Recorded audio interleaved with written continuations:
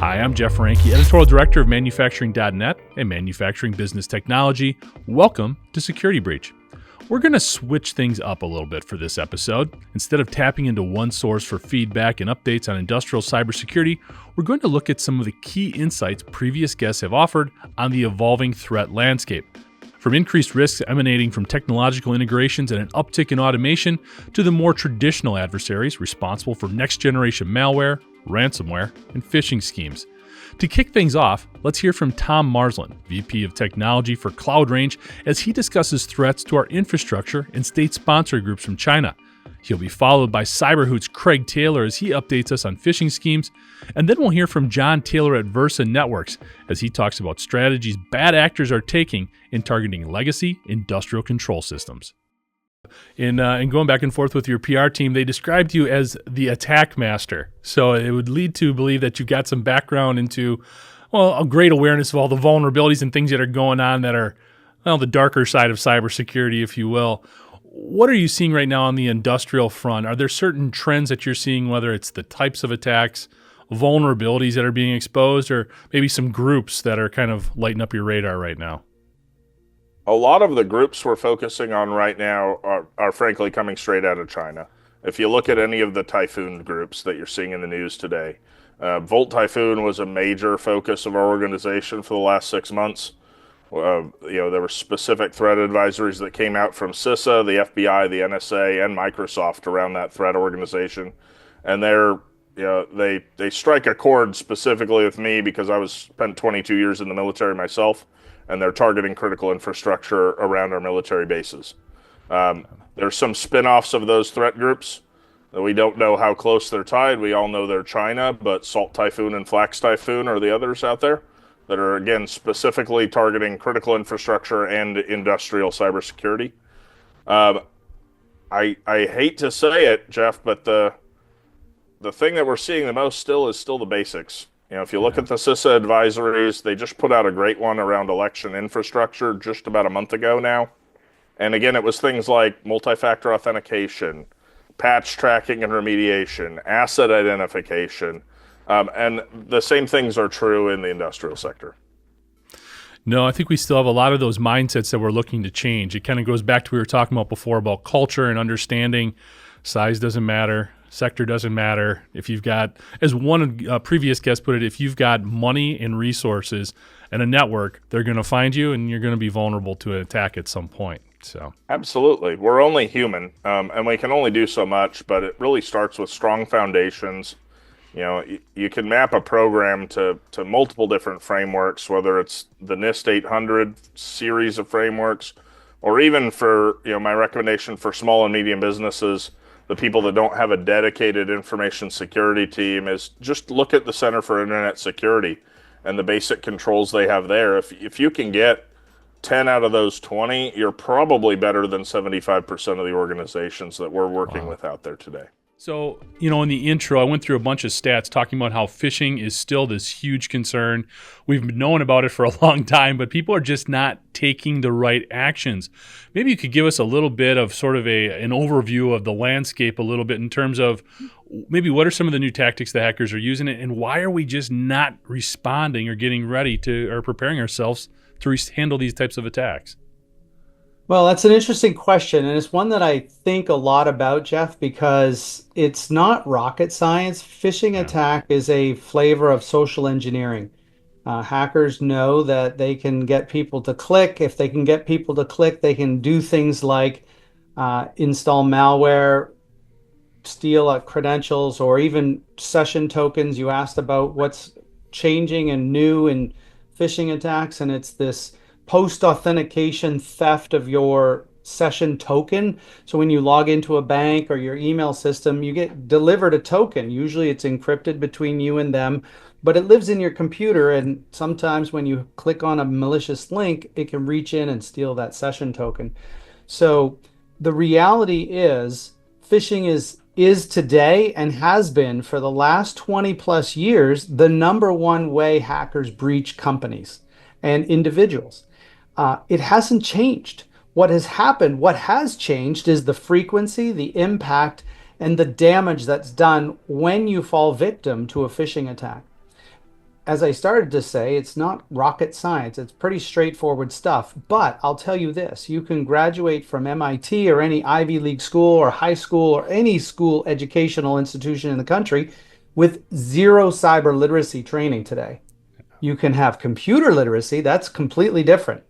But cyber literacy, how to operate an email account, a calendar, a computer safely and securely, it's lost on our educational system. And so, companies and individuals need to step up and learn these skills because it's the cost of doing business today is so enormous when you make a mistake in this space. I see a lot of hacktivists or state-sponsored hackers looking at infrastructure, whether it's water treatment, energy facilities, whatever, and attacking these outdated ICSs.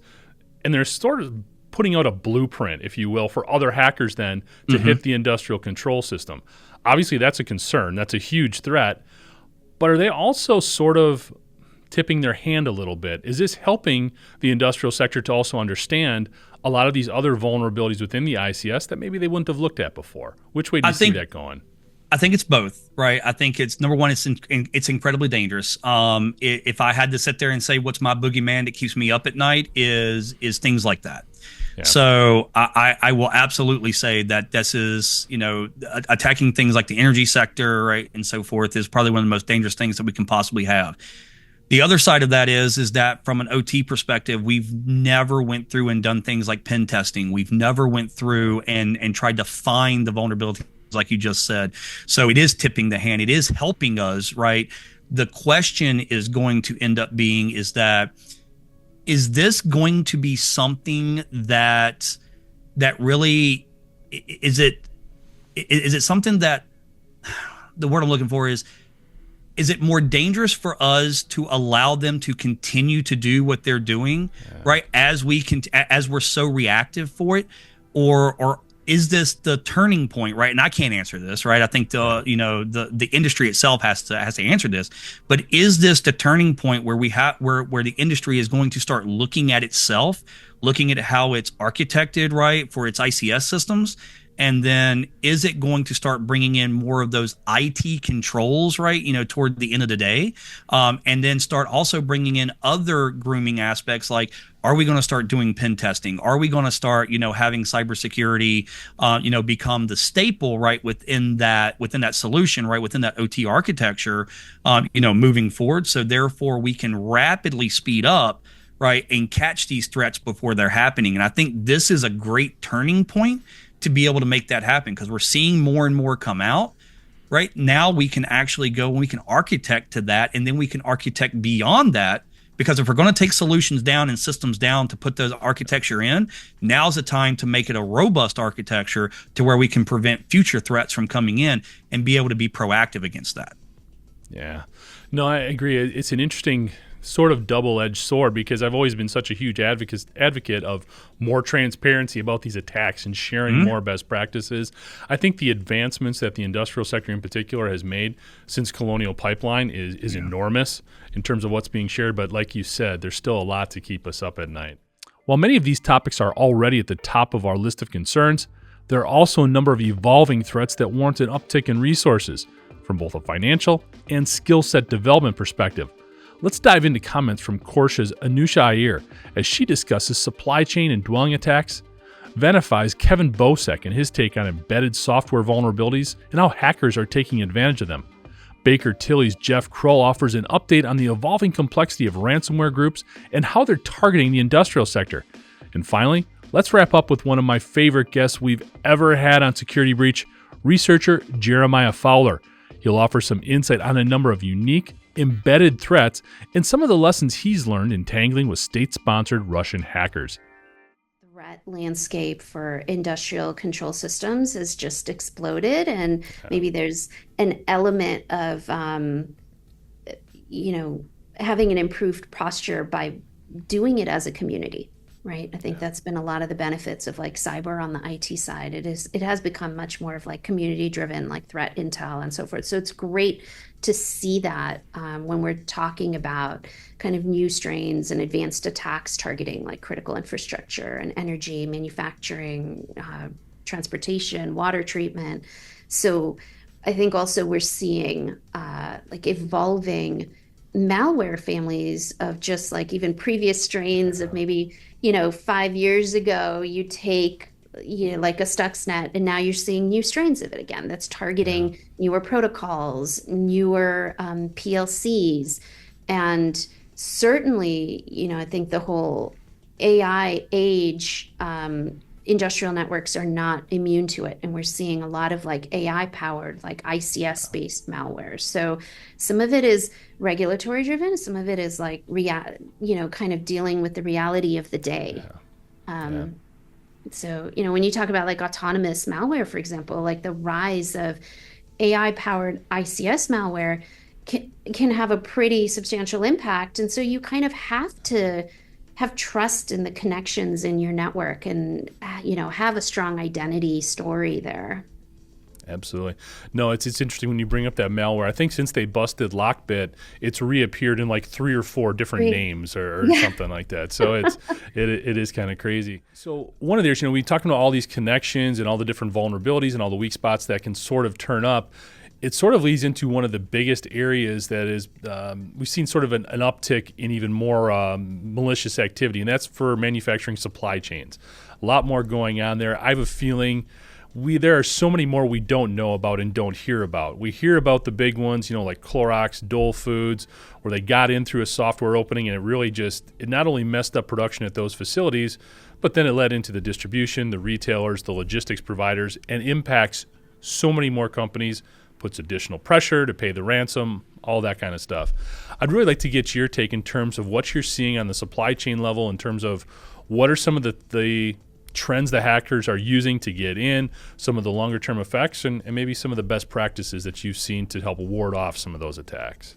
Yeah. I mean, I think the cost itself has been ever increasing of a breach, right? So I think today the average total cost of a breach has reached an all-time high, with being an average of like 4.5 million in US dollars, like over a 2% increase from the year before. And so particularly when we're talking about supply chain attacks and connecting more infrastructure, you sort of have to shore up the security of those connections and the data movement.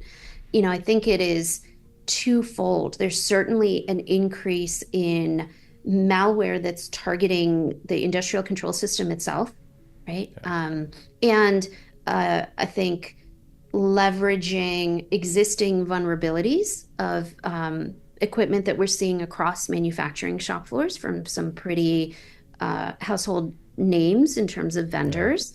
But then also, you alluded to like the supply chain attacks, where what's really alarming about those is how they can be dormant and just kind of reconnaissance focused for a while. And so really looking at more of that shift left into what's the code that's going into controllers, like what's the asset that's being dropped into the industrial network, and who's put eyes on it, like who's looked at the bill of materials, not just from a hardware perspective, but also from a software perspective. And then in terms of best practices, I think the biggest thing is to kind of know and pin your network, right? Know and pin the connections, like up and down, whether it is, the OT network or whether it is connections out, like basically maintain that observability and control in a very dynamic way, and have a good way to really define what identity means, right? I think increasingly what we're seeing is the original definitions of machine identity, especially in industrial networks, like as an IP address, as a cryptographic key, like all of these hard-coded sort of simple definitions of identity don't hold up anymore, right? Yeah. And that's where we're seeing the defense in depth, the zero trust principles really making an impact. Like these, whether they are introduced vulnerabilities or accidental ones, we have to assume they're going to keep happening. Yeah, they're not slowing down for sure. Like you said, I mean, the ransomware numbers are going up. Even though they talk about some of these attacks in different areas going down, I would argue I think they're still very high. A lot of them still just don't get reported because they're happening to a lot of smaller organizations that didn't think they were a target. And then also that feeds off of what you were talking about, those live off the land or dwelling attacks. I think that is the biggest plague for a lot of these industrial control systems. People are just not understanding how to kick them out, and they continue to get hit over and over again. It's very interesting and also kind of frightening. Yeah. But when we talk about risk, it's sort of just this looming element there that we just don't want to talk about. And we're balancing risk between we don't want to get shut down, we don't want to get ransomed, but we also don't want to get left behind. Could you talk a little bit about this convergence of risk? And it means different things at different levels. But again, how can we get folks to really appreciate what it means and what they do every day? Well, I wanted to say, I think there's one good thing that's, although certainly I know many teams were challenged, that's occurred recently. Many of the audience would have been impacted from the CrowdStrike outage. It's a perfect example, I think, to demonstrate cyber risk to executives, to the board, and drive funding, drive the understanding of what can happen. Because there you had, that was thankfully just a software update that went awry, but it could have been, though, of course, much worse. It could have been a malicious software update. We've seen that. Of course, I think Stuxnet is the prototype of that. So what I would say is that's a perfect opportunity now to take that as a demonstration. Aha, this is what can happen. We've seen it happen. And thankfully it wasn't a cyber attack. And I think then when it comes to risk, well, I think the audience has probably done a pretty good job. There's over the years, and I think now we just have to take that now and bring it to cyber, because there's an operational risk to availability. There's an operational risk. There's the risk to integrity of our systems. And then, of course, the protection of the proprietary data that's being generated on the floor and then being sent back up for analytics and planning and supply chain. So, of course, many of the audience will know that's that CIA triad of confidentiality, integrity, and availability. I think that really well describes, and again, I think you can describe that to an executive about what then risk means down at the manufacturing floor, the plant floor, in ways then that they can get. Because the confidentiality of all of that data that's being generated now and being sent, being trained for supply chain, machine learning for supply chain analysis, that is highly sensitive. That is something that, in many ways, from the product itself that's being manufactured, may have in many ways the same value. And of course, to availability, well, perfect. We saw the example of what can happen. And then, of course, integrity can have an impact on either one of them. Any of our systems then that are manipulated then has the opportunity for, to bring systems down or to breach that confidentiality. No, it's a great parallel between CrowdStrike and Stuxnet. We've got plenty of folks out there in the critical infrastructure side of things that Stuxnet still creates shivers up and down everybody's spine a little bit in terms of what that spawned. Well, and we see that happening. Of course, we see it often times with software updates that have been maliciously created, or software update systems that are taken over, endpoint systems, laptop systems. And yes, so I think that's the thing too. We talked about more and more connections. That's certain. That's a certainty. So I think, that's a great way to demonstrate. And of course, too, very timely now for the audience, although I imagine this is going to be replayed a few weeks later. We've seen recently what appears to be supply chain attacks, certainly in the Middle East, that may have been combined with cyber attacks. So I think Stuxnet is the prototype. We've seen what can happen with CrowdStrike. And I think that CIA triad gives us a really great way just to communicate that to executives and then executives on up to the board. Absolutely. Well, you talked about stuff going on in the Middle East. That's when we get into state actor sort of things and those hackers that are going on out there. What type of activities are you seeing right now? Has there been a spike? Are we seeing more state-sponsored type stuff? Is it supply chain focused? What types of trends are you seeing in terms of either attacks or vulnerabilities or groups that are kind of raising havoc right now? Yeah, definitely what we see as a trend over, I would say, especially since COVID times, is that the adversaries, and of all types, nation state through to those are motivated either by profit or by intent, definitely attacking more and more the software development lifecycle, the software supply chain, which then can have a very much a kinetic effect, again, as we saw with CrowdStrike, because I'm sure many then physical systems then were offline. So we have been seeing that. We're seeing adversaries look to try and tamper with software. For example, insert vulnerabilities in open source software that you might think has no impact on a plant floor, but absolutely does, because either it gets built into software you use or you're using it directly.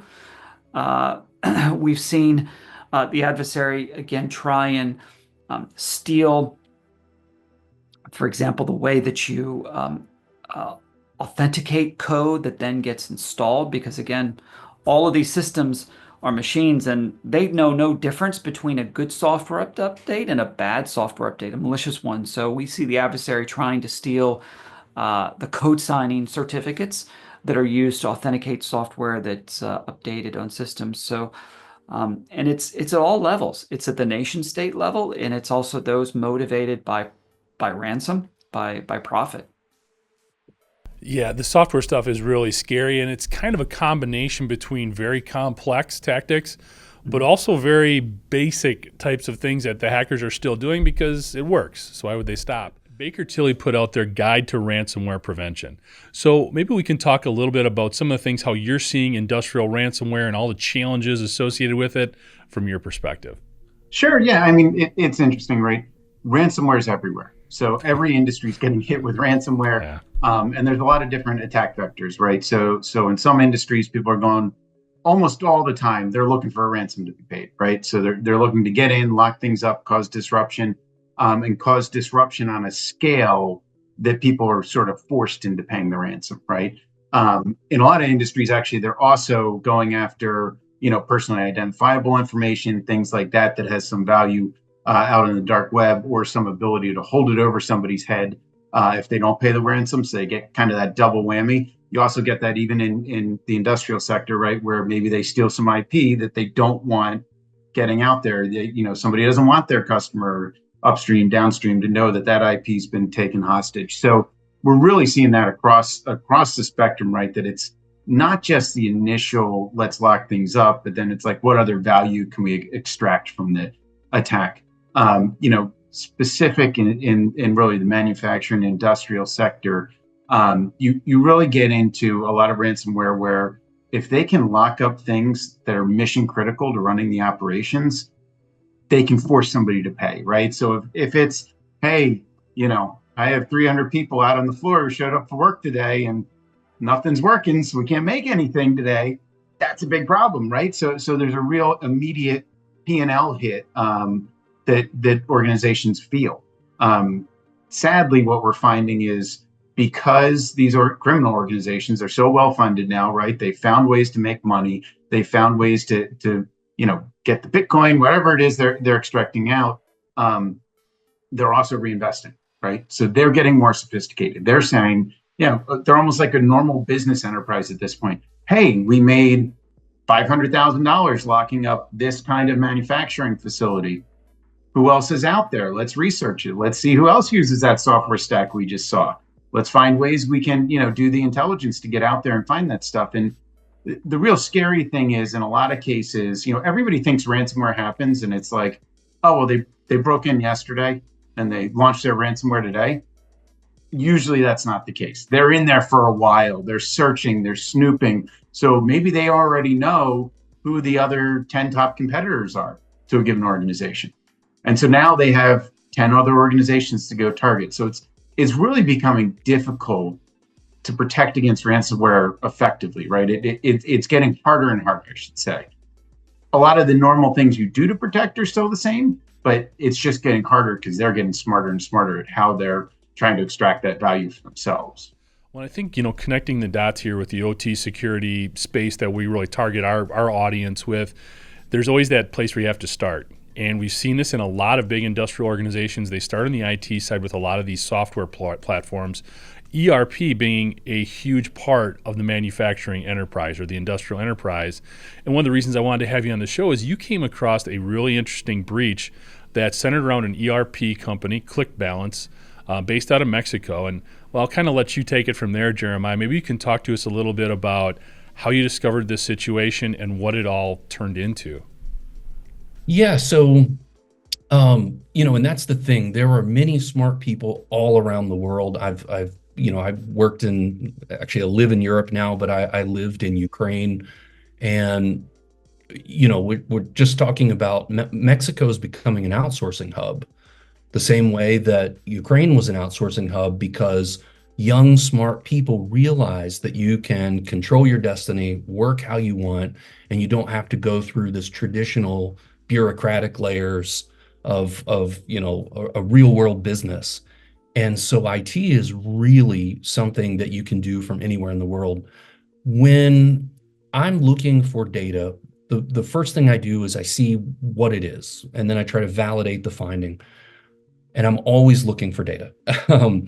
So when I found this, I saw that there was just under like 1 billion records. I think it was 769 million.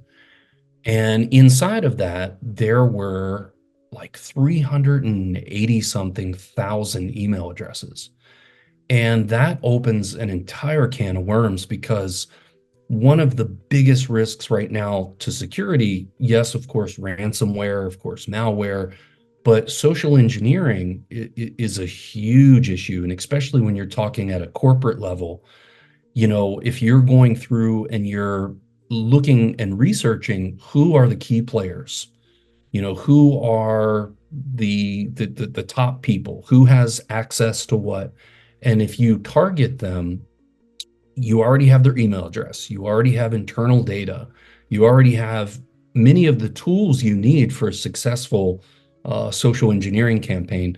And so when I find it, I try not to leave a database open for long. I really try to, I never download the data I find. I try to do like a limited sample of everything, get a real understanding of what's there, and then I send a responsible disclosure notice. So in this case, I sent the responsible disclosure notice. They closed it down immediately. It's not uncommon, but I didn't hear anything back. And there's many reasons for that. Some companies just want to put their head in the sand.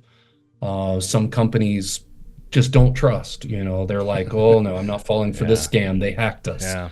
And I've heard this before, and that's unfortunate that we live in that world where fear dominates response, but it doesn't help your customers and it doesn't help your data. Having a good response plan, because I'm here to tell you, doing this for 10 years, it's not if you had a data incident, it's when. And being proactively prepared is just as important as having a response plan, because then you're not running around blind. You know who's responsible for what's your messaging going to be, your key stakeholders you have to reach out to.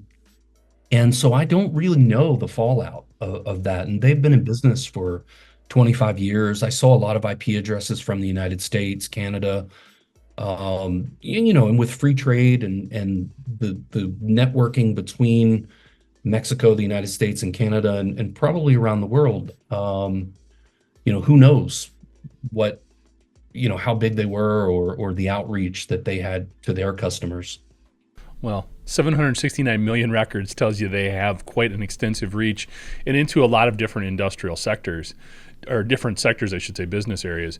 Do you know what vulnerabilities were exploited, how the hacker was able to get in and steal this much data? Well, this was a misconfigured database. So, as you know, to the best of my knowledge, no hackers were in there yet. But in the limited sampling of documents that I saw, I did see access keys, I saw secret keys, I saw things that if the bad guys got, they could dig much deeper because, you know, in my case, when I find a non-password protected database, even if I see passwords and everything there, I never use them. You know, that's the whole point of being an ethical researcher is you never bypass credentials. But the real, you know, concern here is companies that provide a service, and this is a very valuable service. It helps companies with their billing, with their inventory, invoicing. So this is a very valuable service that industrial, you know, the industrial sector needs. But what happens is when you have an application or you have a dashboard, all of those files have to be stored somewhere. And the problem is where you run into getting from point A to point B. So a lot of times they'll be stored in a cloud storage repository and the whole database will be password protected, but the individual files are open so they can be delivered through the dashboard. And the problem with that is once you see that file path, you can track it back. And then 9 times out of 10, you can see every document that's in the entire database. Wow. So when you say misconfigured, this was just basically there weren't the layers of security that would be necessary to protect all this individual data. No, not at all. Wow. Yeah, it was completely open. I mean, anyone with an internet connection could have seen it if they knew where to look. I think some FBI statistic last year was like 98% of cyber incidents happen through human interaction, social engineering. You know, I do consulting sometimes, and we've run tests on companies, and we tried to make it fun. We didn't name them and shame them, but we sent, you know, we cloaked emails. We sent them with, you know, phishing links, and you would be amazed at the people that fall for that. And these are good, educated people. The thing is, especially with artificial intelligence, you know, a few years ago, when you got the email that your uncle from Nigeria died and left you his lottery winnings, or, you know, some beautiful woman is trapped somewhere and they took her passport and she only needs $500 to come marry you. You know, a very small number of people fell for that. But you could look at the grammatical mistakes. You could look at, you know, whatever email account they had used. It was very, very easy to identify. And I've seen some of the ways that especially some of the scammers are using AI for crypto scams and different things. It's indistinguishable. I mean, especially because it's written near perfectly. You know, people in our industry, we're suspicious of everything. So I'll send you to one of my websites that has a tracking pixel and see where you really are, unless you're using a VPN. You know, so the average person just working their job, doing their day-to-day life, being aware and understanding that threats are out there and they're coming, and you are the weak link. Like, you know, human error is the weak link. We know for a fact that there is no such thing as perfect. Every system can be compromised, like almost guaranteed. Like even blockchain, you know, and it may take some time in a supercomputer, but even blockchain can be compromised. So there is no, you know, bulletproof vest for cybersecurity. The human factor really is the most dangerous part, and it reminds you know, most of my stuff is focused primarily on data breaches. You know, that's my specialty. And in that space, even now, there's a lot of activity with ransomware, with, you know, just nation states coming in and harvesting that data, and we don't know how it's going to be used later. And when I say that, so I've found numerous just massive data collections on Russian and Chinese IP addresses. So clearly they've collected quite a bit of data sets and housed them, and then they leak the data that they harvested. And of course, there's nothing you can really do with that except for report it to the authorities, try to figure out, if the company that's hosting it is in a country that's favorable to, a takedown notice or something like that. So that's the real fear, is if you are a company and you do have some intellectual property, and intellectual property is a broad definition. What damage could a nation state do with that?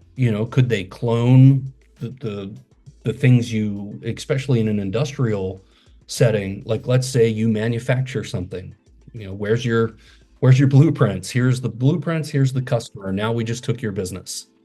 And we know that our dear friends in the People's Republic would never do anything like that, but it's always a concern. Well, and those hacks, correct me if I'm wrong, you can always reverse engineer them a little bit too. If you can start with the customer and work backwards with the way everything is connected right now, especially with supply chains, we've seen that as well, where it was the customer that got hacked and they used that to get into the retailer, the distributor, the manufacturer, and going from there. And any one of those links being vulnerable shuts everybody down. It's just a huge ongoing concern, and it really perpetuates that ransomware surge that we continue to see. Yeah, and it's so easy to distribute malware, especially when you look at these, to take it back to this ClickBalance discovery, 381,000 emails. And these are people who are in an industry that they service. That's going to wrap things up, but thanks so much for joining us today. And to catch up on past episodes, you can go to manufacturing.net, IEN.com, or MBTmag.com. You can also check Security Breach out wherever you get your podcasts, including Apple, Amazon, and Overcast. And if you have a cybersecurity story or topic that you'd like to have us explore in Security Breach, you can reach me at jeff@IEN.com. I'm Jeff Ranke, and this is Security Breach.